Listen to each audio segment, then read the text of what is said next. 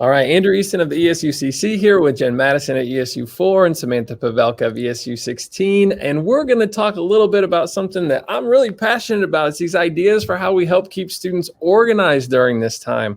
I think, honestly, the strategies that we're going to talk about would work in any setting, whether we're in school or remotely.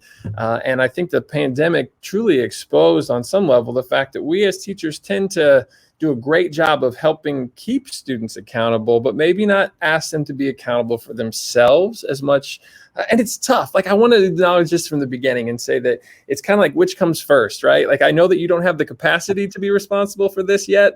So I got to give you the opportunity to do that. And you're probably not going to do well with it at first. So I don't always feel like giving you those opportunities. And so there's a push-pull there, but we have to maybe scaffold or set up systems for our students to at least try out to see if it works for them. And so that's where these ideas are going to come from.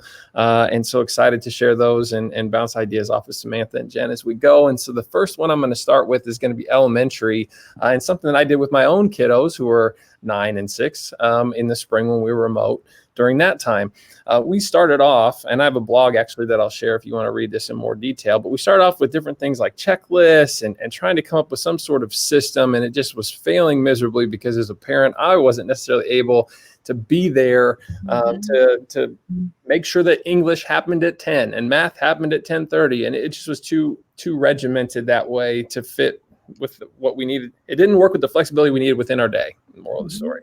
So we set up a to-do, doing, and done, or a Kanban board is what that is referred to in the business world. And it was great. I would, from my kiddos' teachers, get all of their assignments, at which they would kind of post online at the start of the day, and we put those on Post-it notes. And so then as my kids worked on their different assignments, they would move things over from to do to the doing and then eventually done, and so that they could visually see what they had finished, what they needed to finish.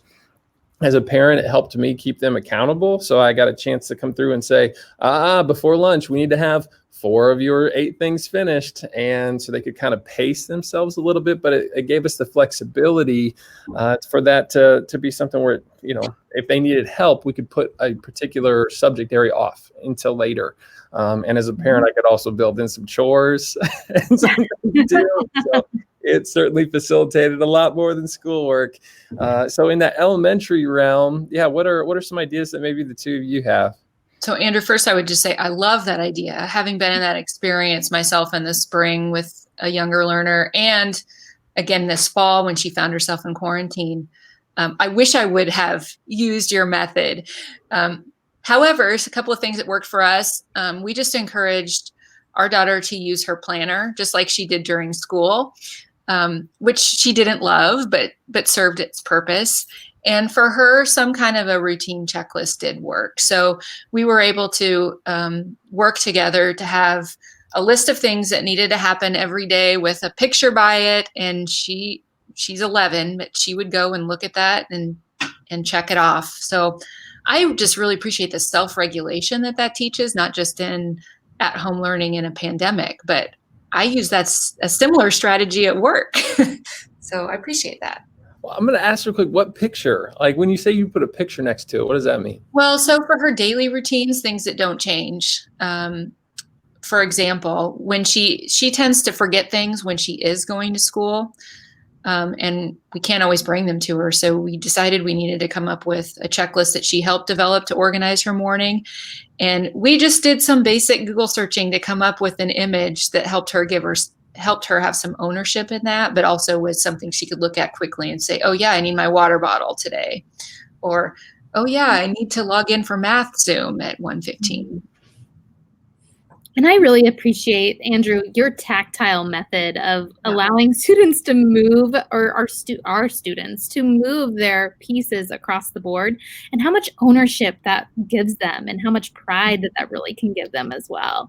And Jen, I love the planner idea because I'm a type A personality. So for me, checklists work really well, but we have to remember that not all of our students love being in checklist land. But I am going to piggyback a little bit off what Jen had said and establishing those routines a little bit and helping them understand that like getting up at this time and doing this at this time really is going to help them get through their to-do list whole heck of a lot better. So just how do we establish a routine and having their voice in it? Like what do you enjoy doing in the morning, and what would you enjoy doing in the afternoon? And when are you most motivated? And should we have math maybe then? Sort of things like that. I love having those student voices involved in terms of how we're going to get things done throughout the day. This is such a learner preferences conversation that my personalized learning heart just loves. I love thinking about all those little quirky, nuanced things that help us go from kind of good to great as learners. And I'm gonna add one more piece to it too, Samantha. As you were talking, it made me think of a time when my daughter decided that she was going to do all of her things in the afternoon. She was going to not do anything before lunch, and she was just going to relax and these things. And that left us around 7 o'clock one evening, her almost in tears. And as much as it breaks my heart, I would never want her to get to that place. We had some honest conversations about, hey, you did this to yourself. What does this mean you should do in refining your process moving forward? And that situation didn't happen again. And I think sometimes as parents or teachers, we have to understand, we have to let our students get into those places where it gets to be a struggle and you learn the hard lesson. And then that becomes the biggest motivator or teacher of where they might look to make those changes consistently moving forward. And so that was really cool. I'm going to say, in the interest of time, we probably want to, and we'll go to the high school video next. So make sure you check that out. This will just be our elementary one. Thanks to Samantha and Jen for some great ideas.